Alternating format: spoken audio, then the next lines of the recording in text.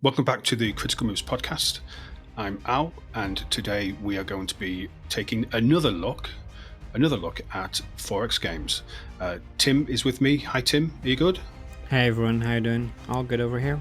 Excellent. And to assist us in understanding 4X games, we've brought in the experts from eXplorminate. We've got Drexy. Hey, the invasion has begun. You cannot resist. And we've also got Ricky as well. Hey Al, hey guys. No pressure. We'll do our best. There's pressure, and I'll say that in the nicest possible way. We received some interesting feedback from our episode that we did on the state of 4X. I think the most wonderful comment was we were called knuckleheads. It was clear from the feedback, both on Reddit and also on the eXplorminate Discord server, that we got some things wrong. So rather than just thinking, well, do you know what? Fine, sometimes we get things wrong. I thought, let's see if we can't learn from this. So I reached out to Drexy. I said, hey, would you be interested in coming and teaching us? So here you are. Are you ready for this? Maybe, hopefully. I'll probably get it wrong as well, to be honest. I'm sure someone's going to hate what I've got to say because, yeah. Well, you can't please all the people all the time. Yeah. Can you? I don't even bother trying.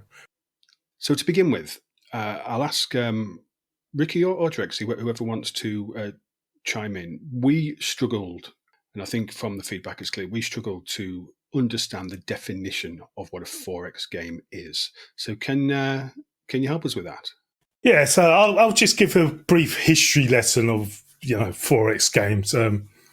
The term came around. There was a reviewer, which I can't remember the publication off the top of my head, for the original Master Orion game back in '93, I think it was, and he came up with the definition of a 4X game, which is explore, expand, exploit, and exterminate. Now, I will preface this: whilst a 4X game must have all four of those things, you do not have to actually interact with all four of them.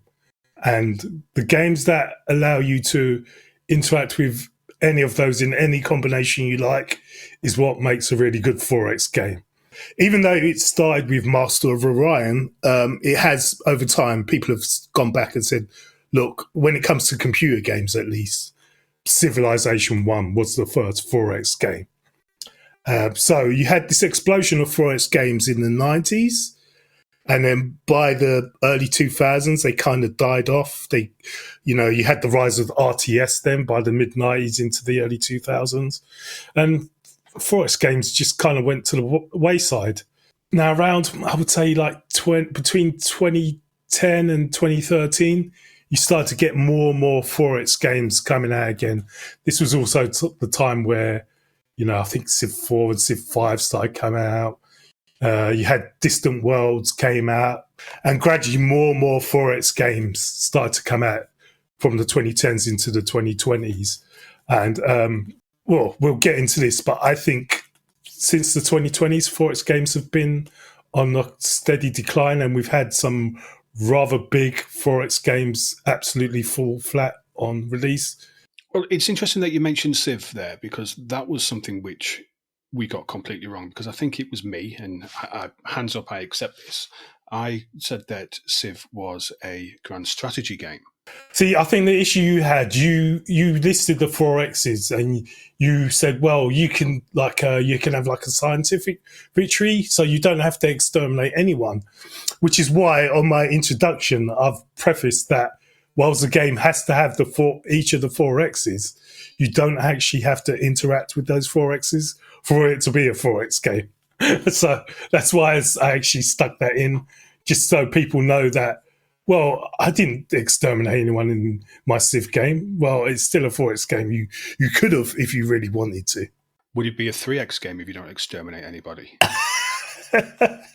Well, in your mind, it's a 3X game, but for someone else, it could be a 2X game, or someone else, it could be a 4X game completely. But yeah, like I said, if the game gives you the option, then it's a 4X game. You just don't have to interact with all of the 4Xs, although you typically will at some point. Even if it's killing barbarians, there you go. You've done your exterminating. Tim, are you happy with that? Yeah, sure. I guess a lot of grand strategy games would fall into 4X by that exact definition, since you can do those things in grand strategy games. But I do see the two very distinctively and differently from one or the other. Where I see 4X a lot like using Lego blocks to build something from scratch almost often, although not always. And then grand strategy game are usually part of like a broader narrative established world where you have also control over things a bit behind the scenes and not so inherently in right in front of your face kind of deal, if that makes any sense. Yeah, I think the differentiation between 4X and grand strategy stumps a lot of people, and even in our eXplorminate Discord we have people arguing about 4X all the time. So a lot of people have their own opinions on what a 4X is.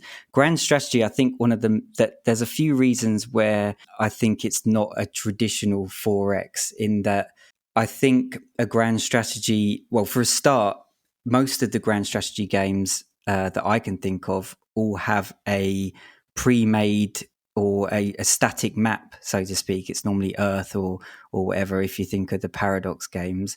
So you're not actually doing any exploring, so to speak. You might find different, like you might interact with some people on the other side of the map, but in terms of actually exploring the map and discovering new areas, you kind of see it all there to begin with. But I think another big thing about 4X and grand strategy, because I do think there is crossover, but I think in grand strategy you don't have your hand in everything. And I think, Tim, you were sort of touching on this. In 4X you are basically overseeing everything. You're choosing what to build, you're choosing where to move your units, and you have very precise choices to make and decisions to make in those regards. Whereas in grand strategy you're kind of like the governor, or you're not there to control everything. You're kind of overseeing things are happening on a much larger scale in that regard. So you don't actually have as much direct control, and you're more trying to influence things and as time progresses, as opposed to like moving this scout to this location on this hex on the map or whatever. So I think that's a big one as well that differentiates the two. Yeah, I'll quickly add that I should have said before that, with a 4X game, typically, there are exceptions, but typically you start off, you're like a very new civilization. So, take, for example, a space 4X, you'll be like Earth when the Federation first went into space. You don't know who else is out there, so which is the exploring part. Whilst grand strategy, nations are already set at the start, and you already pretty much know where they all are on the map and what they're about, their political, religious things. Whilst 4X games, you're sort of starting with almost like a blank slate. So you're starting at the start of the story, basically, rather than jumping in halfway into the story. Yeah, and on that note, you also have, so there's a lot more imbalance in a grand strategy game. Like you could start as, say, in Victoria 3, you could start as the UK and basically control the entire world, or you could start as some tiny country in the Middle East somewhere that's unrecognized power, and have a much harder game ahead of you. And also your victory conditions can be completely different based on who you play as well. And oftentimes you're not really playing a grand strategy game to get that victory screen, I don't think. I think it's a 4X, you do have defined victory conditions. In a grand strategy, maybe not so much in that regard.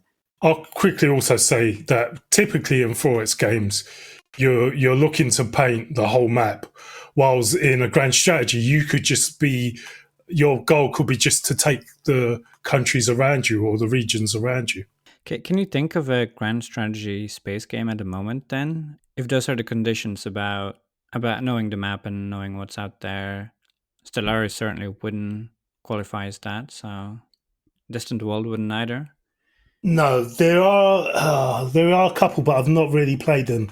There's Stellar Monarch, which is kind of touted. There's actually two versions of that. I've not actually played them, but that's sort of touted as sort of a grand strategy 4X game. And What about Terra Invicta? Yeah, I was going to say Terra Invicta. Terra Invicta, yeah. And there's a third one, Alliance of the Sacred Sun as well, is another game that's like that. It's clear that there's some blurred lines, then, isn't there, between 4X and Grand Strategy? Because you mentioned a Grand Strategy game where you start with a defined empire, but then you're still exploring elements of 4X in that gameplay. Is it possible to decide what the differences are between Grand Strategy and 4X? Like I said, the map is predefined. The map is the same because it's based on real world. So there's not really any exploring to do in a grand strategy. Yes, you can go and find stuff, but the whole landmass of, well, at least the continent you're on. For example, in EU4 or whatever, until you go to the new world, then that, I guess, is a bit of an exploration. But even then, everyone knows the map of America, so it's not much of an exploration. In hindsight, it would have been to the people back then, but to us, we already know what America looks like. So I think that's the difference. 4X, you can maybe see the planet you're on, or your city tile, and there's like a massive fog of war everywhere else, basically. So an interesting game to look at then when we're trying to understand the difference between these would be the Total War games, because are they Grand Strategy, are they 4X, or are they something completely different?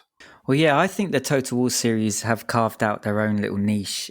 It borrows from elements of 4X and Grand Strategy. I would say more Grand Strategy if you're going to pick a side, but I do think they're kind of their own thing in that, yes, there's a strategic layer and then there's the real-time battles. The real-time battles have nothing to do really with either 4X or Grand Strategy.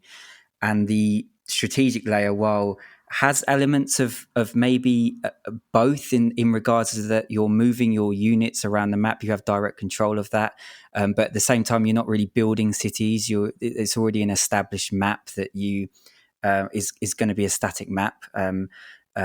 So yeah, there's elements of both, but I really don't think I don't think it's its own. I don't think it's either. I really do think they've made their own sort of genre, a Total War game. Yeah, no, I definitely agree, especially because the combat feels so distinct and so heavily emphasized as well compared to any of the other things. So it leads a lot to tactic gameplay, I would say, that you don't typically see in either of these two.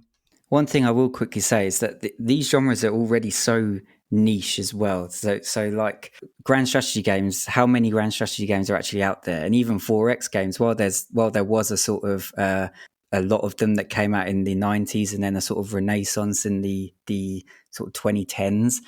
When you're comparing to other styles of games, there really aren't that many. So, I mean, this isn't really to make a specific point about them, but I think there is a lot of focus on, is this a 4X game? Is it not a 4X game? And because there's not actually been that many, I think it's hard to sometimes define whether one is or one isn't, just because of, that there aren't tons of examples to really pull from that really absolutely define what a 4X is. And even the definition that I think, was it Alan Emmerich was the guy who came up with the definition. That was just something that he came up with in an article. So like, I don't think he actually expected a whole genre to birth from it either. Well, again, this is the other thing. You've got games that actually skirt on the line of, are they a 4X or aren't they a 4X? I mean, a perfect example of a game that was actually made by 4X developers, but you can't really consider a 4X because people don't consider a 4X because even though it's not in one of the X's, there's no diplomacy in it, which is Gladius, which is based on Warhammer 40k, and there's like absolutely no diplomacy in that game, for example, where typically a 4X game has diplomacy. Another one would be Sins of the Solar Empire, which sometimes it gets called, I can't remember what people, RTS 4X game. Is that an RTS game or is that a 4X game? The last two Field of Glory games, I mean, they could both be considered 4X games and grand strategy games as well. So even though people are stuck on these 4X the definition of 4X, there are a lot of games. I would like to think of it like a circle where you have like the inner core, which is your Master Ryan's Civ games. Then you have a sort of outer layer, which will be your Gladiuses, your Sins of the Solar Empire. And then you move further out and you go into more like one way you'll be moving towards grand strategy games, and the other way you might be moving towards more RTS games. So I think for people to be so anal, even though us explore in on the Explorminate, it is as bad, and I could be as bad as well. But I think because it's a niche game, people are quite protective and they get quite anal on the definition, which Al discovered on Reddit. I think there should be some sort of spectrum. Someone needs to draw up a spectrum of, or like a Venn diagram, like you, or something that, like you were saying, that just settles it once and for all. But yeah. Yeah, I guess we do find it easier to be able to categorize things, and that makes it easier for us to find similar games that we like or understand where things are going. And I guess there are some issues nowadays in the industry when you think of 4X. And one of the latest examples I can think of is the newest Civilization installment. I would say maybe that is part of the problem of trying to stick to the box a little too much and having this idea of, oh, this is what a 4X game is, and we have to stick to that, and we can't go too far away from that. And then we see a lot of games that look and feel very similar to each other, like Humankind coming out, being such a big clone of Civilization, and then Civilization basically cloning its own clone. And then when you get brothers and sisters together, that doesn't necessarily create something very, new and innovative and nice. So I think that a lot of the energy that came in with the 4X branched out a little bit, and we talked about it before, and I totally agreed when I heard you guys saying that it went through something similar that RTS went, I would say, where RTS, I guess a lot of people must have felt that it died out a bit, but at the same time, it branched out. It got into other games that were similar to RTS, but not quite. And MOBA came out of this. Many other strategy similar games came out of this. And then something a bit similar with 4X. I mean, if we think of games such as like the Anno series, Anno is not a 4X game, but I think it used a lot of the innovations that came within 4X and then used it for its own good, and is now something different, but also not too dissimilar. Where I'm coming from with that idea is what you had, which is what happens in 4X. You had Command and Conquer was so successful, and then you had so many games that just really stuck to that Command and Conquer formula, and the market got flooded with loads of games that were basically trying to kill Command and Conquer or be the next Command and Conquer game. And within 4X games, we had Civilization and you had Master of Ryan. You had the terrestrial 4X game, which a lot of games were trying to copy. And then you had the space games, which, when I said we had this renaissance of 4X games, a lot of them were trying to remake Master of Ryan 2 specifically. There was a lot of Master of Ryan 2 clones games that came out, which is great for, especially, I mean, I didn't actually play the original. I actually came into 4X games when the 4X Renaissance happened. So, playing a Master Ryan type game, it was, this is really cool. But there's no, like we're going to say, there's no innovation in that really. And there was very little innovation of any of those games really. Of course, they brought in maybe some new systems or something, but they were very much Master Ryan 2. Yeah, you mentioned Civilization. Well, Humankind trying to do Civilization 7 using Humankind as a thing. But the problem with Humankind was the era system, where basically after a certain time, your whole civilization gets reset and you basically start from the beginning. And that's why Humankind failed. And I can't for the life of me think, why the hell did they take the system that made that game fail and put it into your own game? And I think this is where we come to the crux of the matter and something that we brought up in our episode was the lack of innovation.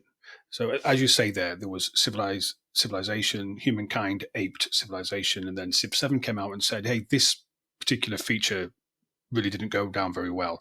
Let's use it.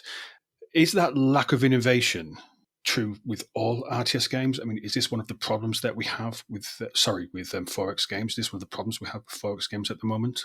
Yes, I will mention 3 games that kind of are overlooked, but they are innovative because they bring in stuff from other genres.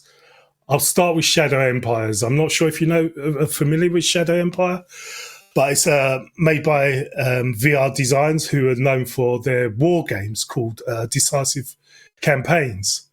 So basically, what Al did from VR Designs is take his war games and put a 4X spin on it.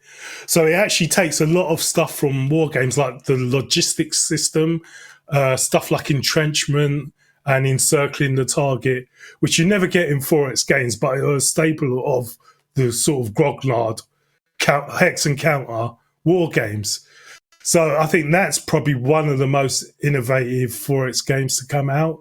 Distant Worlds 1 and 2 actually are real-time games like Stellaris, but unlike Stellaris, it actually has more of a RTS element. In your fleet, you can actually control like individual ships or select a group of ships and give them a different order than what your main ship fleet is doing, whilst they're still part of that fleet. So that makes it more of an RTS game, a 4X game with RTS elements. And there's also a lot of automation where you can delegate stuff that either you don't have the time to deal with or don't want to deal with, and the AI takes care of that. So, for example, when I play Distant Worlds 2, I control 2, maybe 3 fleets, and then all the rest of like my defense fleets, I just let the AI control them. And the last game I will mention is Dominion, the Dominion series, which their battles are auto battlers, but not only do you place the units in a formation, you give them script of what they're going to do during a battle. So there is another innovation. The problem is those 3 games are very the niche of 4X games. They're not as big as, say, Age of Wonders, Civ, Endless Legend, all these other games that are basically based on Civ or Master Orion. I think that's the problem, that not only the developers struggling to innovate, the audience are a bit stuck in their way as well. Yeah, I agree with that. I also think that, I agree with the sentiment that innovation is a touchy subject in 4X games, because there has been some signs of it, and yet it's not always been well received. And I think that's for the right reasons. I mean, you're mentioning Humankind about the civ-swapping thing. That was just an absolute killer for me. I actually really like Endless Legend and Endless Space. But yeah, Humankind with the civ swapping just made you so detached from your civilization, and there were also a lot of other problems plaguing the game. I think the pacing was off, and pacing in itself is a massive problem in 4X games, I think, that they're still trying to solve. And on that note, Ara History Untold, which was a Microsoft produced game, which for some reason was just had zero press about it before it came out. It kind of just dropped, like there was just no information about it, and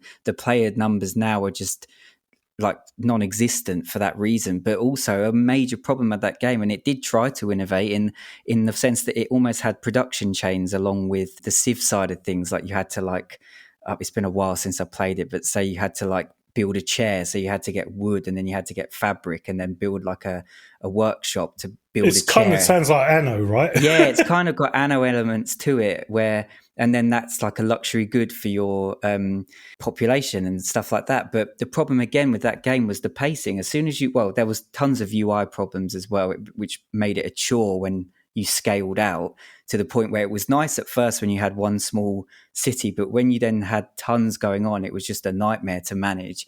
But also the pacing, like as soon as you got, there was 3 ages to the game, I think, and as soon as you got past age 1, there was no point in playing anymore, because generally if you got past that threshold, you were pretty much untouchable by the AI. So it was just like, what's the point now? So I never even got to see like the modern era of the game, or even the pre-modern era of the game, really. And they've been working on updates, which is mad to me. Like, fair play to them, because good for them to try and fix it. But the game's dead now. I'm sure it is, because they're just, the player counts are just non-existent, and it's a shame, because it was a sign of innovation that again was sort of hamstrung by bad implementation ultimately.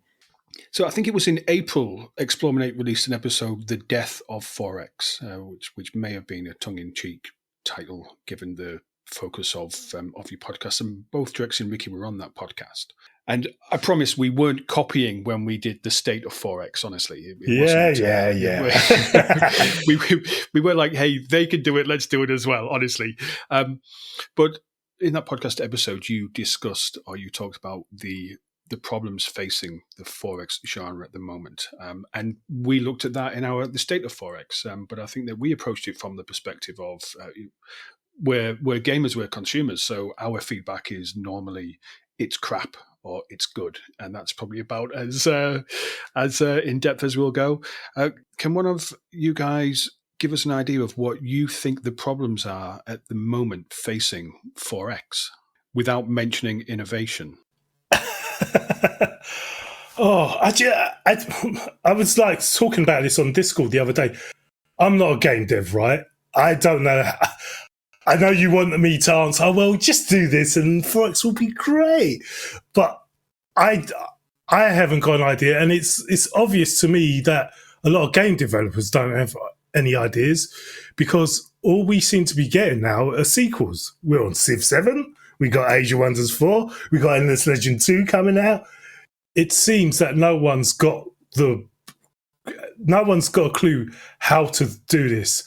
They just seem to be like, oh, well, we're just going to make Civ 4, which is slightly different than Civ 3 and Civ 2. But it's almost like they're just doing it to get some money in the door. I'm sorry that sounds so negative, but that's how I'm feeling, especially with the civilization thing.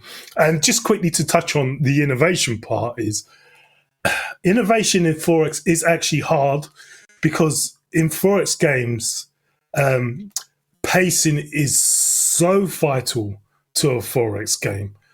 If your pacing is off, it ruins it.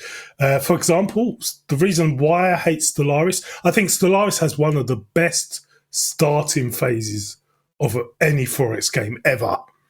The way you can customize your race and build it to how you want to play it's just marvelous.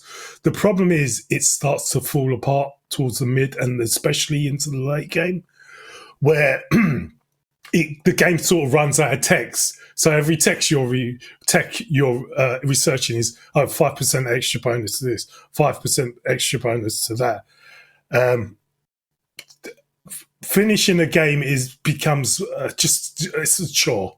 It just ends up becoming a chore, where I've hardly ever finished a game of Stellaris. Now, on the flip side, you have I've mentioned Age of Wonders 4. And my issue with Age of Wonders 4 is, which funny enough is a series that didn't start as 4X and has become more of a 4X over time. Age of Wonders 4 has some of the best tactical combat of any 4X game, right? We can probably all agree with that. My issue is, because the tactical combat is such a strong feature of that game, it takes away from the strategic layer of the game, because you're spending so much time focused on the tactical, which end up making the game flow of that game. For me personally, it just ruins the game flow of the game, because you could like spend half an hour doing a massive tactical battle and lose, and you probably just end up replaying it again. So it just ruins the game flow. I absolutely agree with you about Stellaris.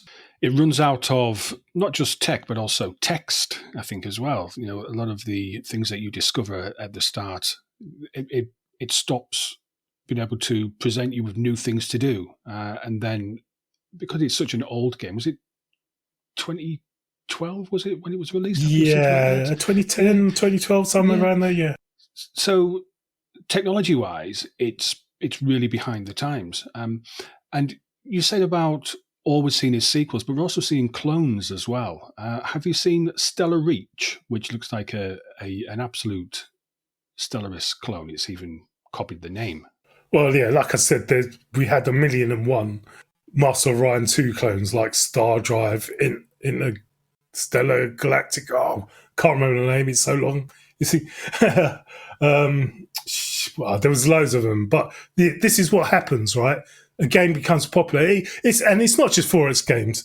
I mean, how many games now have some sort of card mechanic in them?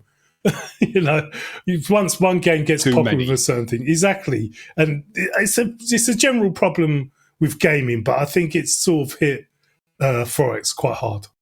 Something that I personally enjoyed greatly with grand strategy games recently is the Victoria installment, which had a much bigger focus on economic and trading activity, especially with the latest DLC. And that gave me a lot of thought about this. And I think that's something that 4X could lean into a bit more as well. You have it in some older games, like I'm thinking something like Imperialism 1 and 2, which did have quite a bit of economy going and was tons of fun for me. I think Distant Worlds had a potential to be very economic focused, but then completely fumbled when it came to trade and diplomacy. Even Anno, which I referenced earlier, has like a huge economic system that's super fun, but then doesn't do trading very well at all. Yeah, I think a much more trading and economic focused forex I think could be loads of fun, and it's something that I feel like is missing a little bit. Again, this is true, but it also goes back to what I said is an issue. As long as it doesn't become the focus of the game. See, like I'm saying, there's this the perfect Forex game. There must be almost a perfect game flow from you starting off until you finishing. And if you start putting too many systems on, which Paradox are notorious for, which they've ruined Stellaris, in my opinion. Once you start adding more systems, you get bogged down in these systems. So I think it'll have to be a new game that's kind of based on that, but it doesn't. It's not like too micromanage. I don't. Like I said, I'm not an expert, but I think micromanagement ruins a lot of games as well. So you have to have that system, but it can't be too micromanaging to take you away from the root thing of what a 4X game is. Yeah, I also think the feature creep in 4X games is becoming more and more apparent. Looking at like Paradox is a good example because they acquired Age of Wonders 4, and one of my big gripes with that game is how much DLC they're putting out, and it just like with Stellaris. I mean, I've not actually played Stellaris all that much, if I'm honest, and I've not played in about 4 years or so because I can't get into it because there's so much content. It's like, where do I even start? And Age of Wonders 4 does the same thing, and I get it because Age of Wonders 4, like a lot of the Paradox games, retains players really effectively, and they do it with this DLC model where they introduce the DLC, and then with the DLC they generally try and refine something or completely change an entire system within the game. To me, that feels it quickly. Well, it becomes very hard unless you're playing it very consistently, like Al, who's got 7,000 hours or whatever in Stellaris, which is a crazy amount.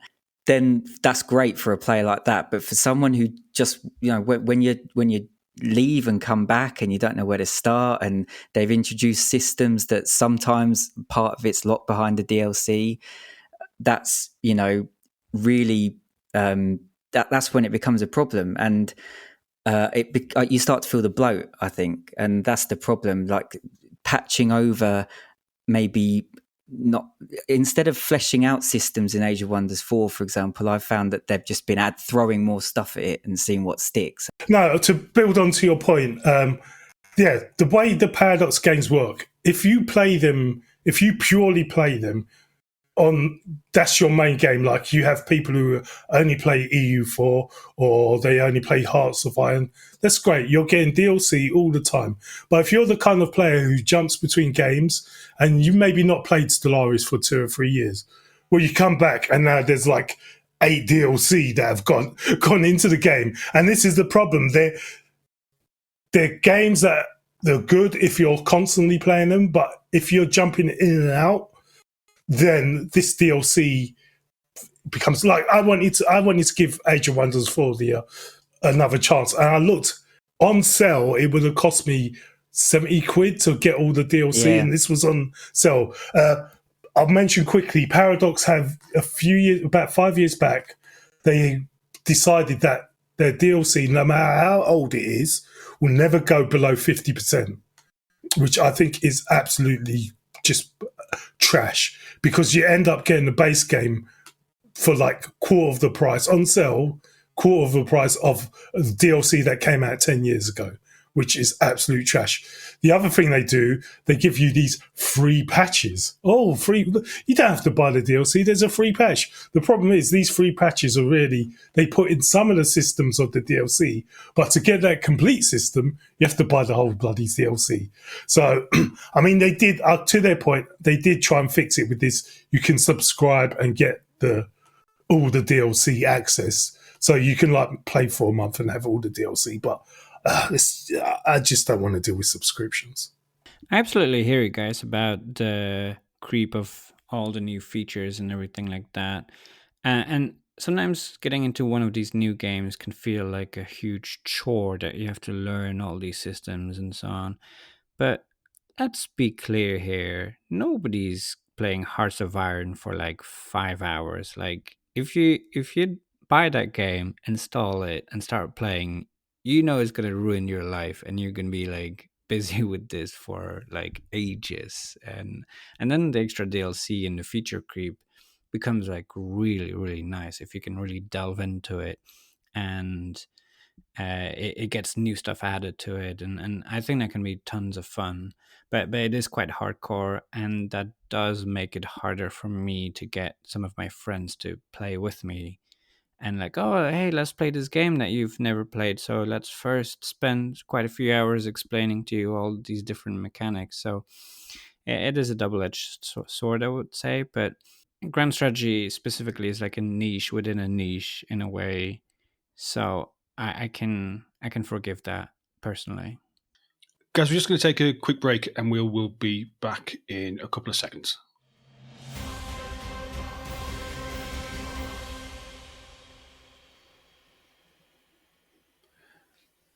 And we're back, and I want to move on to the future of 4X. Where do we go from here?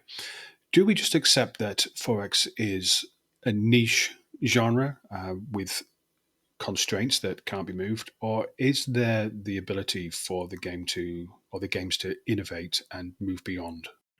Well, for me, I think, as I've sort of mentioned, I believe a lot of the, especially the bigger 4X developers at the moment, are kind of stuck in a rut. And like I said, they're sort of just making sequels, really. They're just,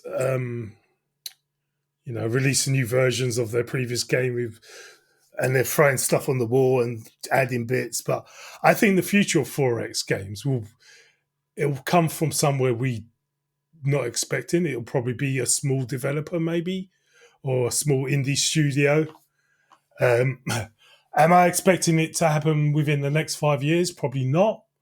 But I think at some point in the future, 4X games, in my opinion, will decline, and then someone unexpected, some indie dev is going to come along with some idea that none of us have thought of, and it's just going to rejuvenate 4X games like RTS games are being right now. I mean, can I ask quickly, Al, as I'm not really an expert on RTS game, I kind of stopped playing them after Total Annihilation. Do you think the new breed of RTS games are doing anything innovative, or is it just players want that type of game again? Well, Tim is more of an RTS expert than I am. I'm a jack of all trades, so I'll pass it over. Well, actually, I don't know how aware you guys are of this meme on our podcast here, but there's this game that we keep mentioning. It's a pretty cool game that's pretty innovative within the RTS sphere. Interestingly, though, that innovation didn't come from like a big studio, but from simply people playing the game, an open source, free open game that has players be like, hey, wouldn't it be cool if we could do this in this game? And then being like, hey, sure, add it, program it, make it. We're going to help you do it and integrate into the game. And then 20 years later, you have a very advanced, very cool, mechanically complete game that surpasses, in my opinion, AAA games in terms of completeness, of feature, of style, and all of that, and that would be beyond all reason. Beyond all reason. Which you've got nothing to do with, right? Oh, well, I mean, I do. He's a shill, Drexy. He's an absolute shill. I can feel this. I've got the waft of shillness. Nothing I said was wrong, though. Tim, I know you say the thing that you said was wrong, okay, and you're right, but you and I will pick this up on another occasion because it's a 20-year-old rip-off of Total Annihilation. But please, no, but I think it does touch on a big point, and that is that it's not a AAA studio that takes a huge risk and makes something different than anything they've made before. It's like individual people, a bit like in a modding community, bring something new in a mod. It's a bit more like that. And there's some games that lend themselves to that. And a lot of 4X games don't. And if they do make mods, it's not that big of a mod that really transforms the games into something that's so much more fun. I think Grand Strategy does it a little bit better, but all of that is still quite difficult because you have this really complex system that's difficult to tinker with. You actually bring up a good point. I didn't actually think of that. A lot of, you've had games that have come out of being mods of other games. And that could be where the innovation comes from. Even with like EU4, I don't know if you guys have heard of this mod called Ambernar, which is basically turns EU4 into like a Lord of the Rings type game.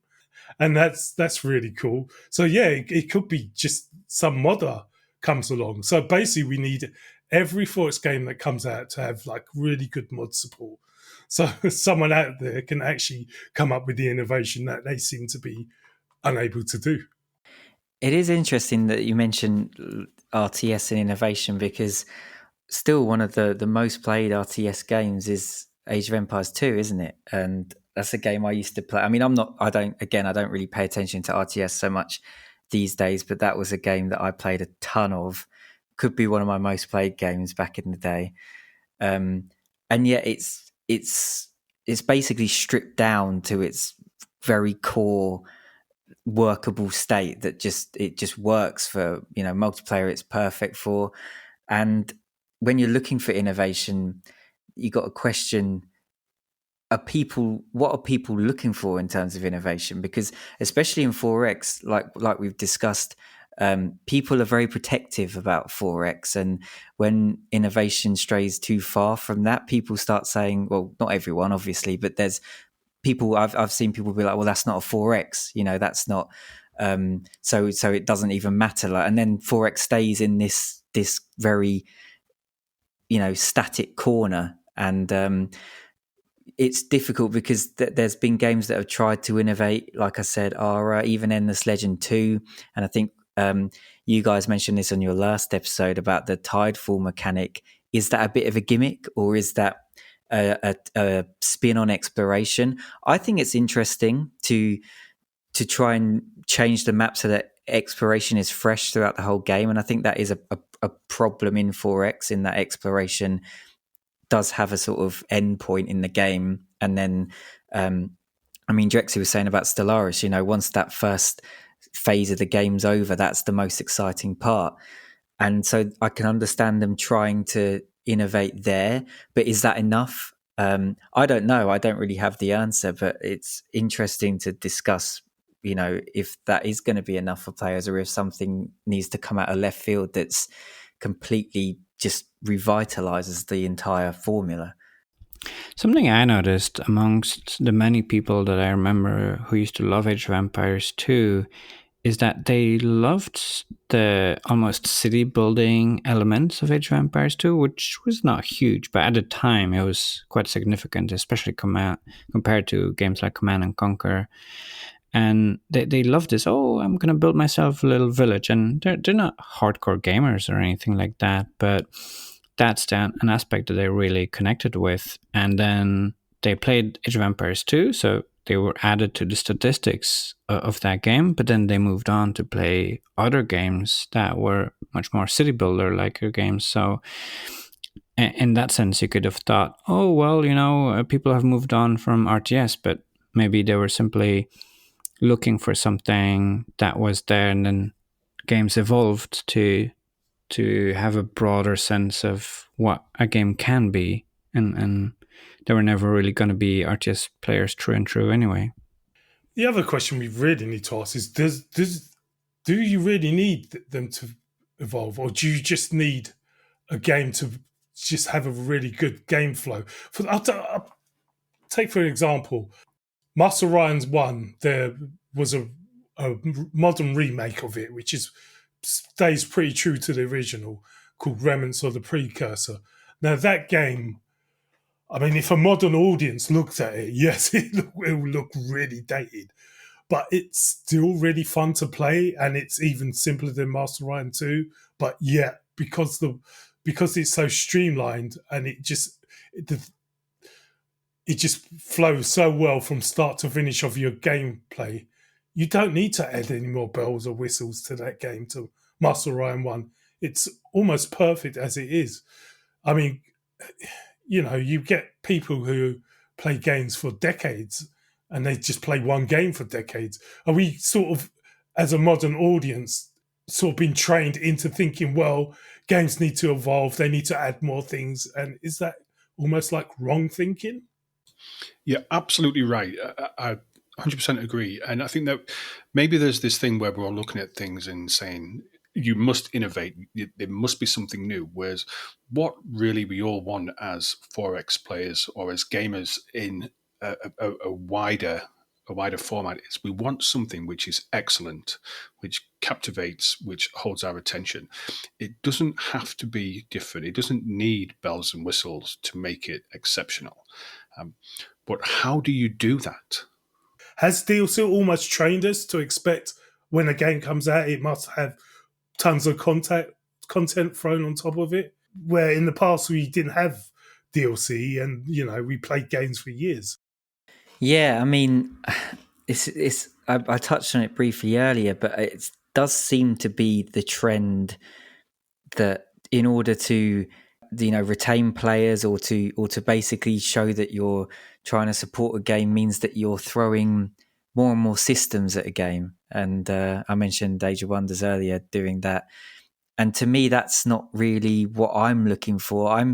I'm personally, I mean, I came into 4X games around the same time as Drexy, so I'm not like a hard, like super old school player. Like I've not played the old Moo games and things like that. But I just feel as though like I'm not really interested in a game that has loads of new bells and whistles. Like like Drexy was saying, I don't need that.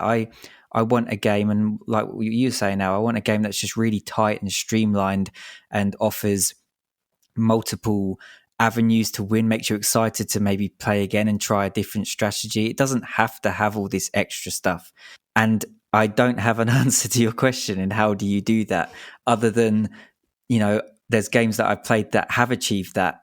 And I guess the question is, do developers want to try and replicate that again, or is there any point? Is there any point in regurgitating a game again?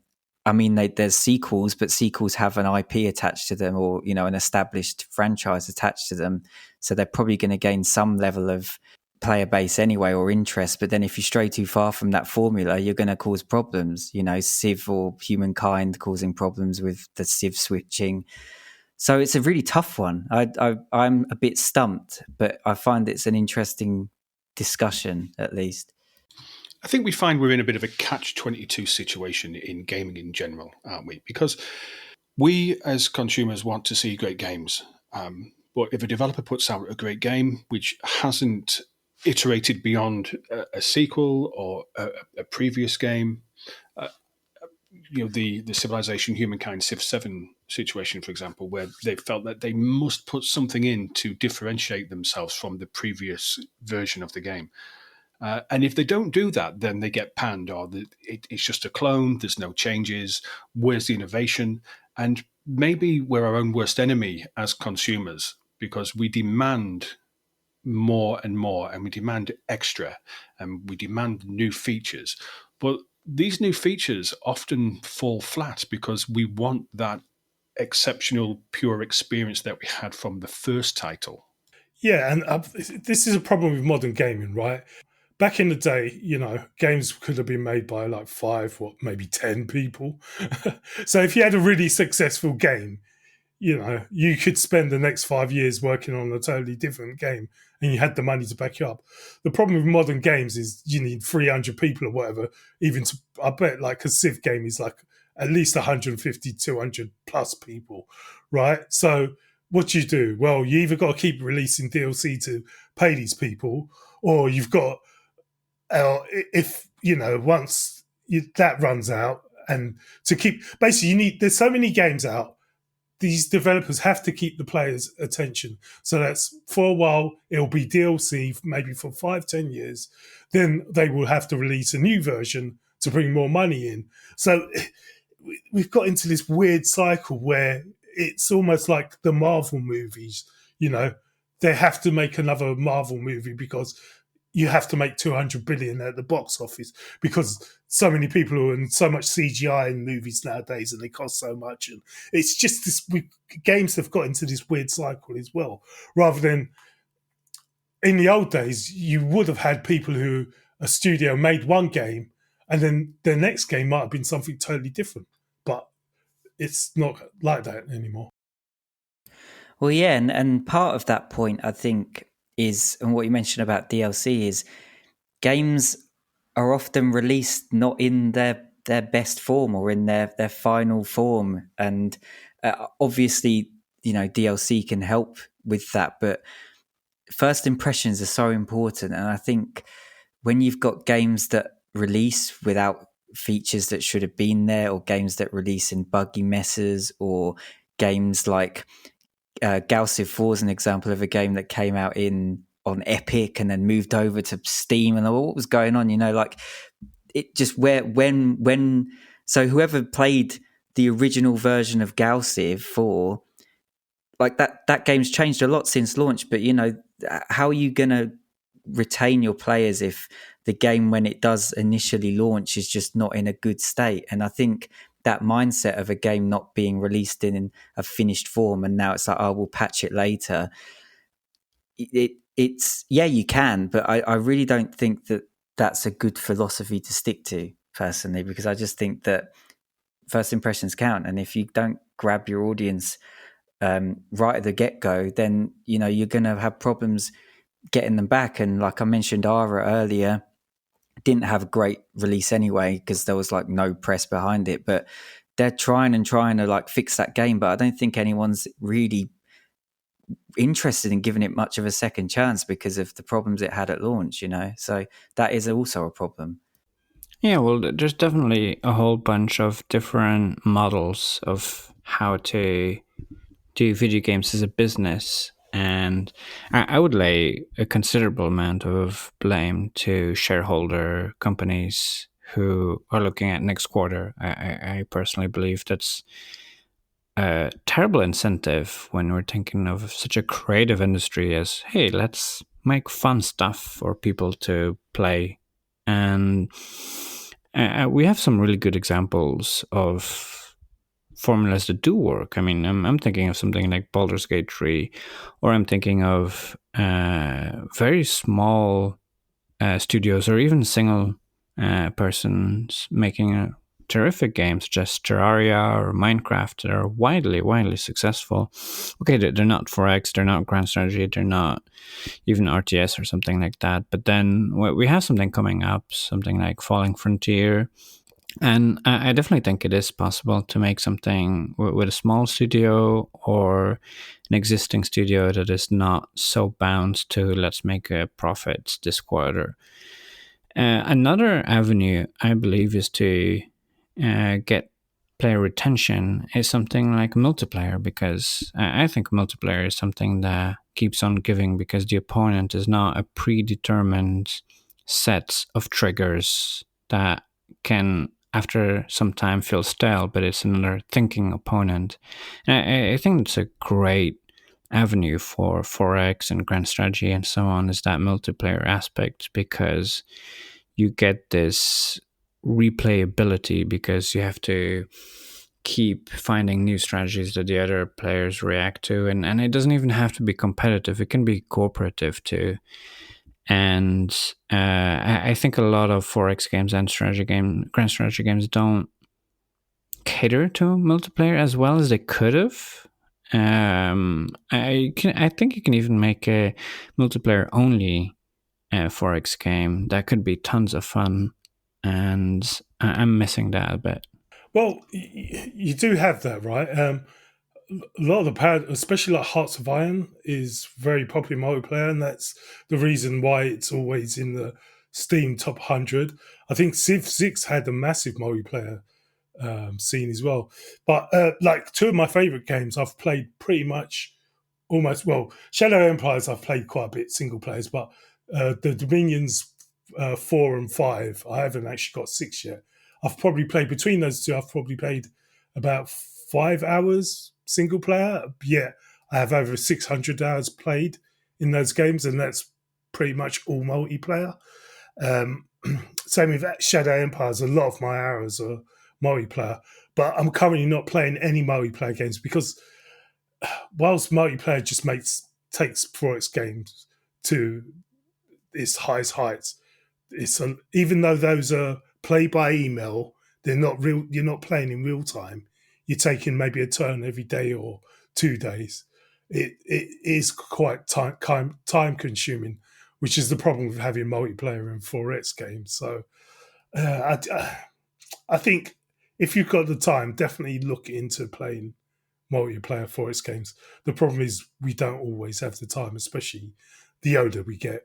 Yeah, but why not have features that are like drop in, drop out kind of gameplay, where you don't have to talk to like a whole bunch of friends and be like, hey, you know what we're going to do for the next 8 hours? We're going to play this nonstop and nobody take any bathroom breaks, because that's going to bother us, all of us. Which I think is a issue currently with how these games are designed.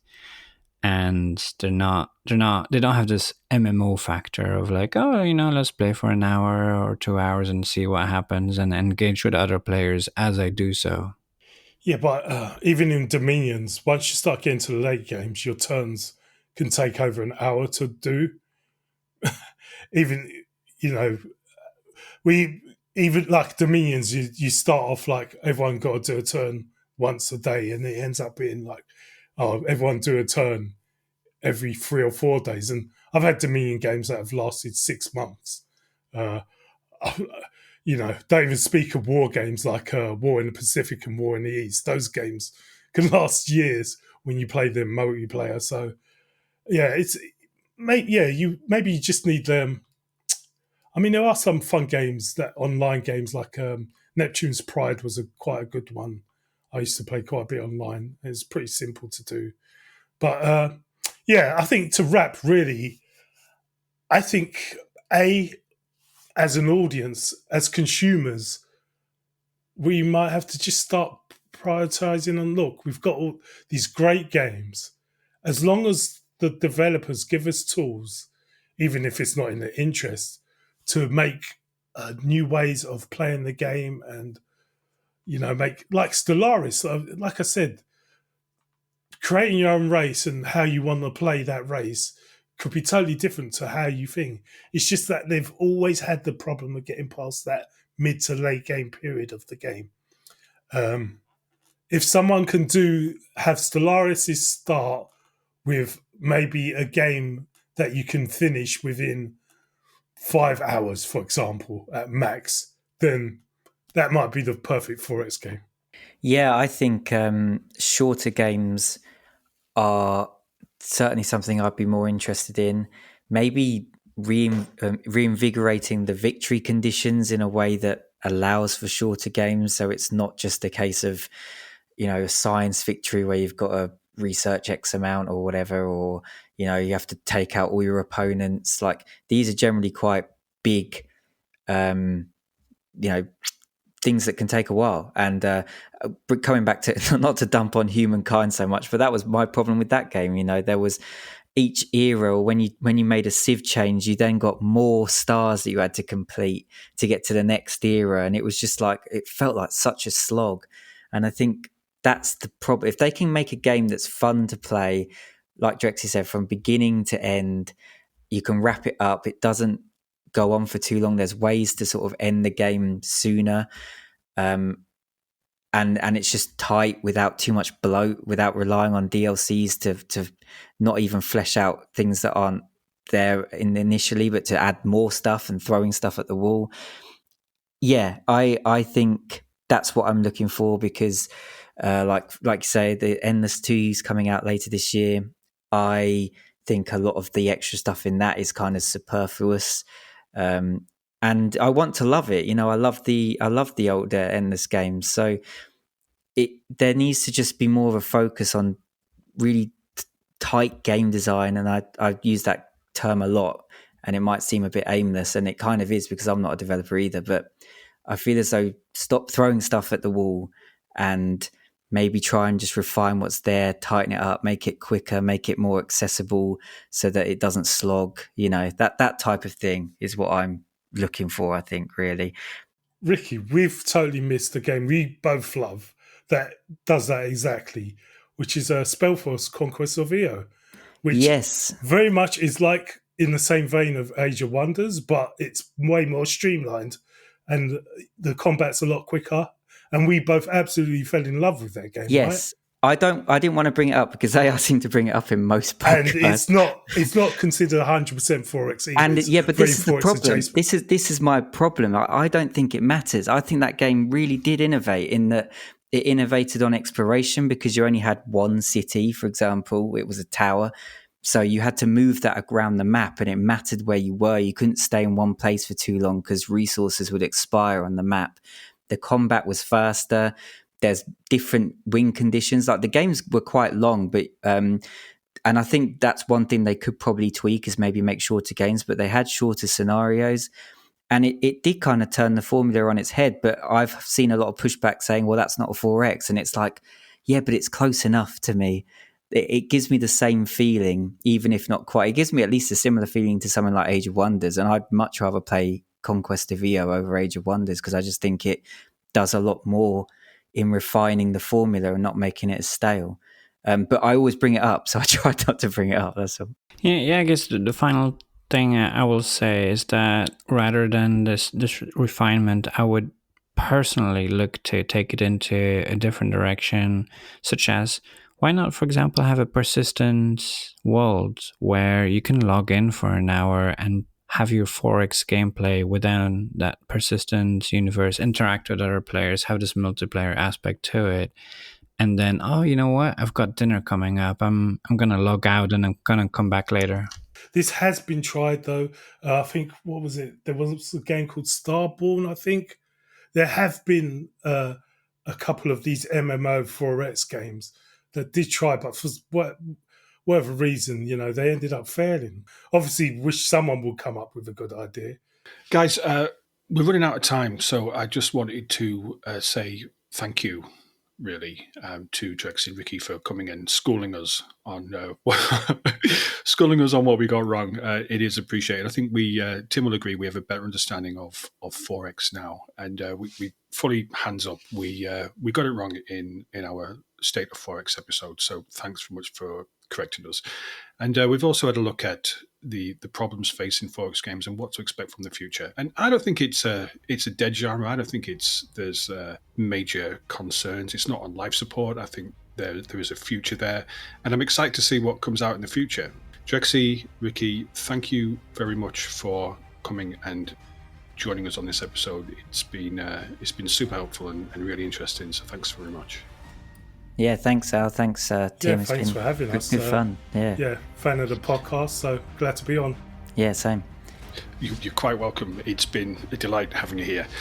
If you are a dedicated Critical Moves podcast listener, then you will find eXplorminate at eXplorminate.org. If you're one of our awesome fans, then please do check out eXplorminate. And if you are from eXplorminate listening to this, then check out criticalmovespodcast.com, which is our main website, and you'll find all of the ways to get in touch. We may not be right all the time, but we're lovely, honest, and it would be interesting to speak to some more strategy game fans. So, Tim, Drexy, Ricky, thanks very much again. This has been Critical Moves. Take it easy. Goodbye.